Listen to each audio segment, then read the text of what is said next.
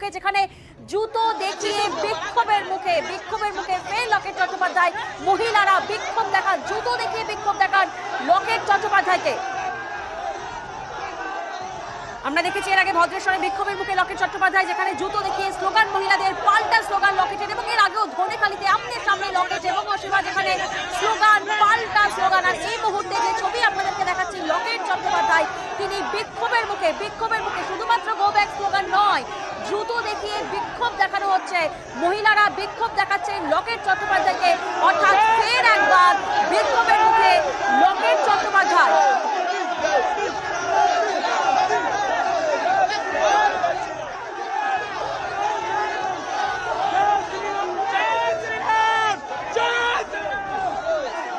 তুমুল উত্তেজনার পরিস্থিতি, তুমুল চিৎকার, স্লোগান পাল্টা স্লোগান।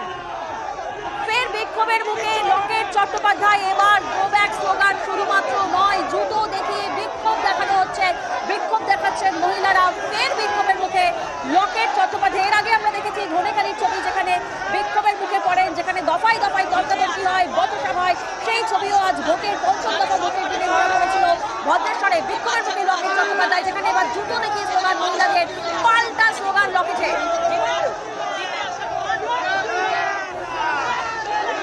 এবং এর আগেও কিন্তু এই ছবি ধরা পড়েছিল, যেখানে দুই দলের মধ্যে চূড়ান্ত উত্তেজনার পরিস্থিতি তৈরি হয়, তুমুল চিৎকার, স্লোগান চলতে থাকে।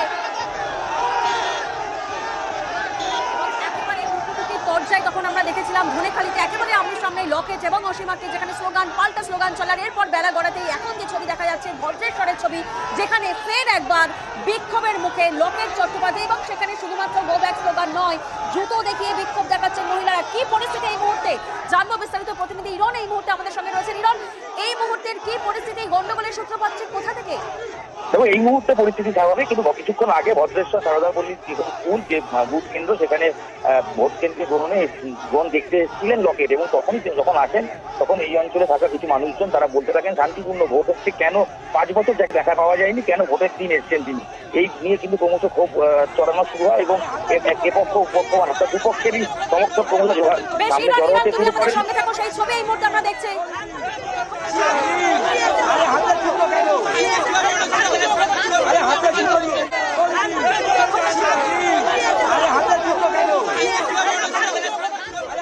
ইরন, যে ছবিতে কার্যত স্পষ্ট, যে ছবি এই মুহূর্তে নিউজ 18 বাংলায় এক্সক্লুসিভ দেখা যাচ্ছে, যে একজন মহিলা রীতিমতো জুতো হাতে নিয়ে তিনি বিক্ষোভ দেখাচ্ছেন। তিনি কি বলার চেষ্টা করছেন যদি একবার তুমি জানাও।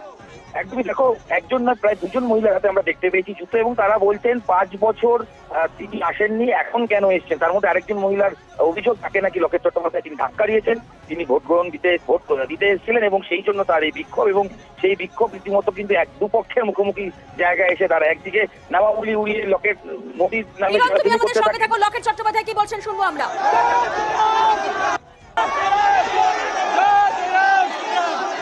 বিক্ষোভের মুখে লকেট চট্টোপাধ্যায়, যেখানে জুতো দেখিয়ে বিক্ষোভ দেখাচ্ছেন মহিলারা, যে ছবি কার্যত স্পষ্ট। প্রতিনিধি ইরন এই মুহূর্তে আমাদের সঙ্গে রয়েছেন। ইরন, যেমনটা তুমি বলছিলে যে মহিলারা রয়েছেন তারা বিক্ষোভ দেখাচ্ছেন, যে ওনাকে এতদিন এলাকাতে দেখা যায়নি, তাহলে আজ কেন, যেমনটা মহিলারা অভিযোগ করছেন। আর ঠিক কি অভিযোগ মূলত উঠে আসছে? দেখো, মূলত কিছুক্ষণ আগে সারদাপল্লী যখন স্কুলে লকেট এসে পৌঁছন, তখন তিনি বুথ জাম হচ্ছে এই অভিযোগ করতে থাকেন এবং আচমকা কিন্তু এখানে তৃণমূল সমর্থকরাও জড়ো হয়, বিজেপি সমর্থকরাও জড়ো হয় এবং রীতিমতো লকেটকে ঘিরে তৃণমূল সমর্থকরা দুহাত তুলে উচ্ছ্বাস করতে থাকেন এবং জয় বাংলা স্লোগান দিতে থাকেন। তখন পাল্টা লকেটও কিন্তু দুহাত তুলে তিনি জয় শ্রীরাম স্লোগান দিতে শুরু করেন, পরে মোদির নামে জয়ধ্বনি করতে শুরু করেন। এবং মূলত যতক্ষণ ক্রমশ ভিড় বাড়তে শুরু করে, লকেট তার যে কর্মীরা ছিলেন তারা যখন বেরিয়ে আসছিলেন, যখন মেন রাস্তার দিকে চলে আসেন, তখন কিন্তু রীতিমতো পতাকা নিয়ে, সেই পতাকা কিন্তু লকেটের যে গাড়ি তার উপরে নিয়ে দেওয়া হচ্ছিল। অনেকে গাড়ির ওঠার চেষ্টা করছিলেন এবং সেই সময় গাড়ির সামনে জায়গায় দাঁড়িয়ে কিন্তু লকেট সেই মুহূর্তে কিন্তু নামাবলি উড়িয়ে দেখান এবং তিনি কিন্তু জয় শ্রীরাম বলতে থাকেন। এবং দুপক্ষের যদিও সেখানে তৃণমূল সমর্থকের সংখ্যা অনেকটাই বেশি ছিল, তার মধ্যে কিছু মহিলা এসে পড়েন এবং মহিলারা বলতে থাকেন যে সারা বছর যাকে দেখা যায়নি, কেন ভোটের দিন তিনি আসবেন এবং শান্ত বুথে লকেট নাকি অশান্তি করছে, এরকমই এক অভিযোগ তারা তোলেন। আরো একটি বিষয় একটু তোমার থেকে জানার চেষ্টা করবো, যে জায়গায় এই তুমুল উত্তেজনার পরিস্থিতি সৃষ্টি হয়েছে, পোলিং বুথের থেকে ঠিক কত দূর? এটা কিন্তু একদমই পোলিং বুথের সামনেরই ঘটনা এবং পোলিং বুথের ভেতরেই ঘটনা। যেখানে ভোট গ্রহণ হচ্ছে তার থেকে কয়েক মিটার দূরেই যেখানে এখনো ভোটারদের লাইন ছিল সেখানেই কিন্তু এই গন্ডগোল শুরু হয়। দুপক্ষ মুখোমুখি এসে দাঁড়িয়ে পড়েন এবং সাধারণ ভোটার যারা দাঁড়িয়েছিলেন তারাও কিন্তু বিড়ম্বনার সামনে পড়েন, কারণ এবং ক্রমশ সেটা বুথের কাছ থেকে যেটা রাস্তা মেন রাস্তার দিকে চলে আসে ঠিকই, কিন্তু যখন প্রথমে ঘটনা শুরু হয় সেই স্কুলের পাশে লাগোয়া যে মাঠ সেই মাঠেই কিন্তু যে ছবি আমরা দেখাচ্ছি। তুমি আমাদের সঙ্গে থাকো এই মুহূর্তে।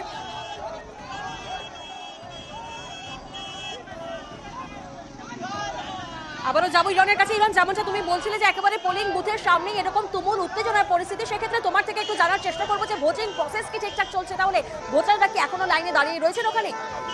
দেখো, ভোট প্রসেস যেটা চলছিল সেটা কিন্তু স্বাভাবিকই রয়েছে। লকেট যখন সারাদিন, যেমন সকাল থেকে আমরা দেখেছি বিভিন্ন জায়গায় গিয়ে তিনি অভিযোগ করছিলেন, কখনো ভোট সহায়তা কেন্দ্রে সেখানে গিয়ে অভিযোগ করছিলেন এবং সেখানে গিয়ে তিনি কেন আশাকর্মীরা অঙ্গনওয়াড়ি কর্মীরা থাকবেন সেই নিয়ে অভিযোগ করেছেন সকালে।